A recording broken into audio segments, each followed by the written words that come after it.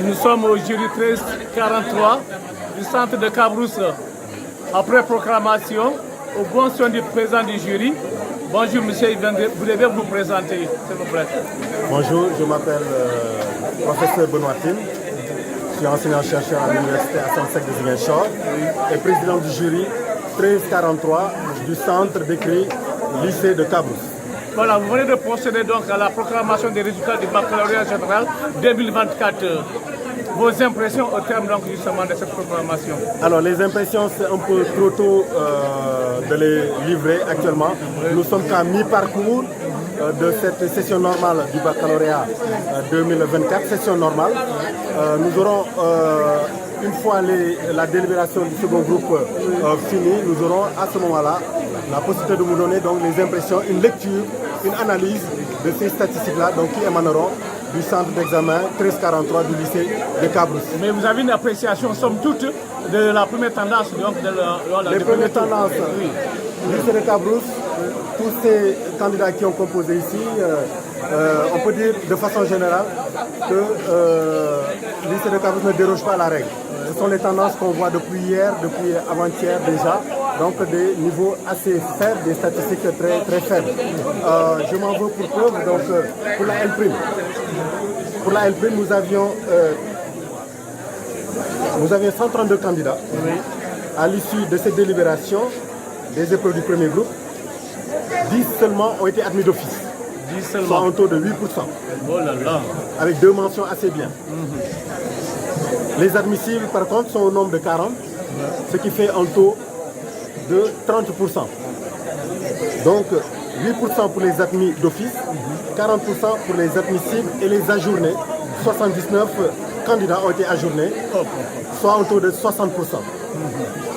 Donc, si on prend en compte les taux d'admission et le taux d'admissibilité, pour la L'1 toujours, nous sommes à 38,76% au niveau de notre jury. Voilà concernant la L'1. Il faut par ailleurs noter qu'il y a eu des absents. Un jury qui est assez important avec 454 candidats, je vous le disais lors de la première journée, sous la pluie. Et aujourd'hui encore sous la pluie, les délibérations sous la pluie.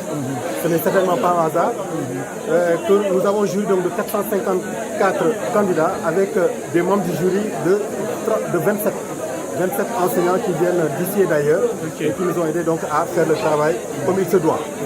Sans oublier un centre qui était dans les normes de nous accueillir et un proviseur ici présent qui n'a ménagé aucun effort pour nous faciliter la tâche ici à Cabrousse. Voici à présent pour la L2. Nous avions 294 candidats. C'est la population la plus importante parmi ces 3 séries. 294 pour la L2, avec à l'issue de la délibération du premier groupe, 30 admis d'office. 30 candidats ont été admis d'office. Parmi ces admis d'office, nous notons 5 mentions assez bien. 99 sont admissibles, sont autorisés à subir les épreuves du second groupe. À partir de demain ou après-demain, on informera le moment venu. Donc 99% sont admissibles, soit 34% de notre population. Et les ajournés sont au nombre de 161, soit 55%.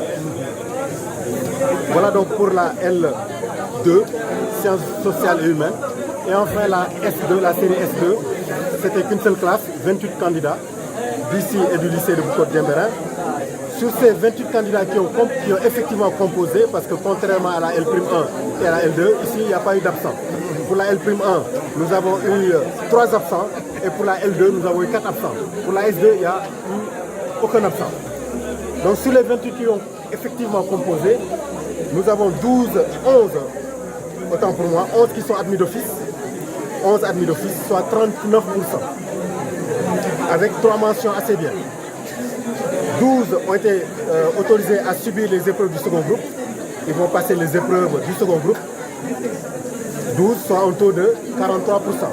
Et enfin, 5 ont malheureusement été ajournés, 5 candidats en S2, soit 18%.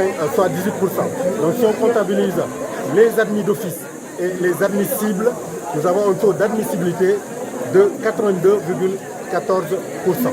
Voilà, monsieur, pour la réponse à votre question. Merci beaucoup. Merci.